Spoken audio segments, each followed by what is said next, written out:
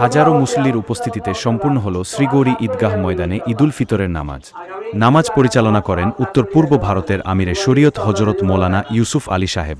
এদিন সকালে দূর দূরান্ত থেকে হাজারো মুসল্লির সমাগম ঘটে উক্ত ঈদগাহে। নামাজ শুরু হয় সকাল 8:30 সময়। নামাজ শেষে বিশ্ব শান্তির কামনায় বিশেষ মুনাজাত হয়।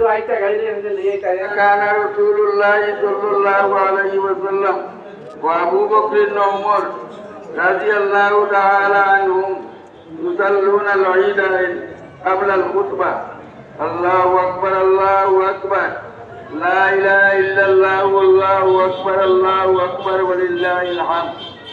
وعن جابر رضي الله تعالى عنه أنه قال شهدت الصلاة مع النبي صلى الله عليه وسلم في يوم العيد فبدأ بالصلاة قبل الخطبة بغير أذان ولا إقامة.